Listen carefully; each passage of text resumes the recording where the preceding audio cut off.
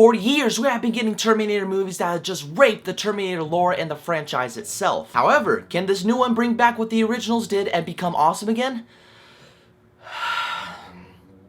Let's find out.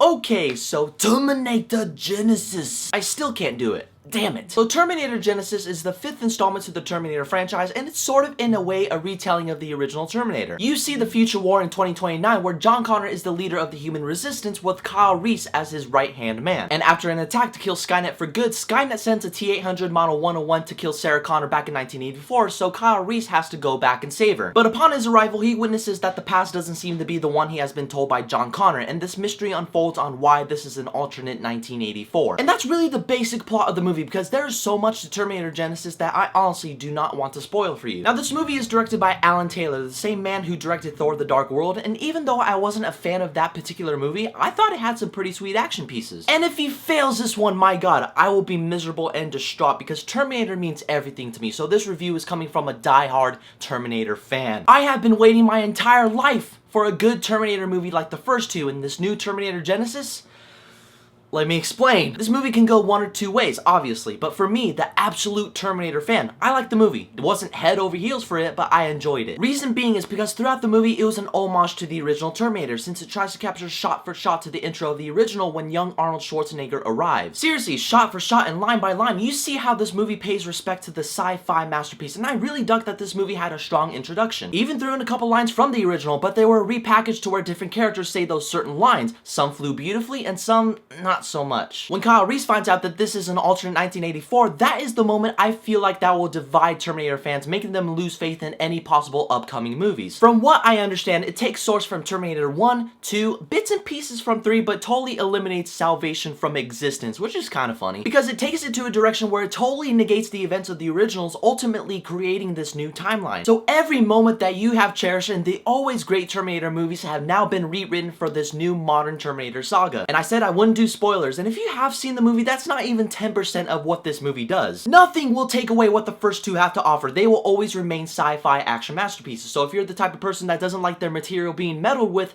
you're gonna hate this movie. Now, the acting in this movie was average. You have Arnold Schwarzenegger once again returning to the role that made him iconic in the first place, the T-800. He can still prove that even with age, he is still fit as the Terminator, and the whole aging T-800 actually worked, and I love the concept behind this particular model. And you have Emilia Clarke as Sarah Connor, who I was iffy about at first, but in the end she ended up pulling off a good mother of the future. You can tell that she watched Terminator 2 upon casting to get down the whole badass Linda Hamilton persona, but mixing it with her own style. And you saw this parallel between her and John Connor from Terminator 2. That was once a tale about a boy and his robot, but now it is a girl and her robot. Arnie's and Khaleesi's chemistry reminded me of those moments. It had heart and some comedic moments that aren't necessarily good as Terminator 2's, but still enjoyable. Then we have Jai Courtney as Kyle Reese, who may appear to give a wooden and emotionless performance, but let me explain. Since this is, like I mentioned, the retelling of the original Terminator, Jai Courtney is given his impression of Michael Biehn as Kyle Reese. In the original Terminator, he explains that he has controlled certain emotions, and since he came from a future where everything is destroyed, that is some of the only things he really knows how to do. However, it wasn't until he gets to see and gets attached to Sarah Connor in which those emotions come out. But in this one, where Sarah Connor is already a badass and doesn't need the aid of Kyle Reese, those emotions don't come out. There's a reason why Jai Courtney is the way he is in this new Terminator, and more or less, I am on his side. But did I think he was the best part? No, but he wasn't like god-awfully horrible to the point where I thought he completely ruined the franchise or some shit. I would say some of the things that I was disappointed in were some of the action sequences that were shown in the trailer. Because seriously, if you have seen the trailer, then you technically have seen every major scene that could have been more entertaining if they didn't show everything. Got to the point where I was like, I don't even feel as if these characters are in any real or present danger. Some of the CGI was a bit clunky when Arnold Schwarzenegger would pick up a Terminator and just slam him on the ground. It didn't look all that great. And the Terminator being a franchise that is based solely on excellent storytelling with great action in the mix, the action in this movie was just okay. I mean, don't get me wrong, it was great to see the Terminator back on the big screen, but the action didn't have me on the edge of my seat. Speaking at the edge of my seat, the comedic moments were so out of place in the movie where I literally almost fell out of my chair. When the movie tries to be serious and all of a sudden it's like, bad boys, what you want, what you gonna do when you for you.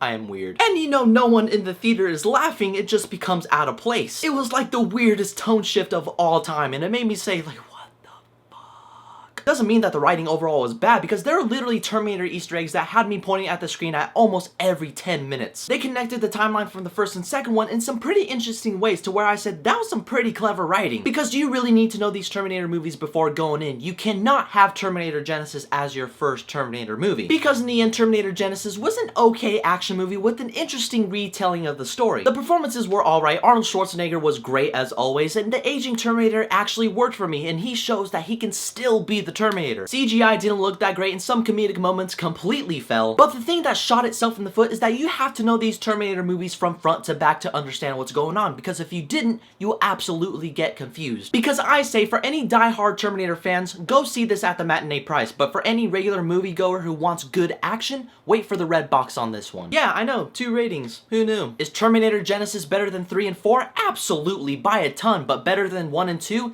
Hell no. Just feel like nothing at this point can touch those 2 movies again, unless James Cameron comes back to direct another Terminator. But he's too busy directing Avatar movies for the rest of his life. James Cameron, please come back for the fans. But have you guys seen Terminator Genisys, and what did you think about it? Whatever your thoughts are, leave a comment below. And as always, there's a link for my Twitter and my Facebook below as well. Keep in contact with me. Don't forget to hit that subscribe button. But in the meantime, hasta la vista, baby. You didn't even say that in the movie. I was kind of disappointed by that too.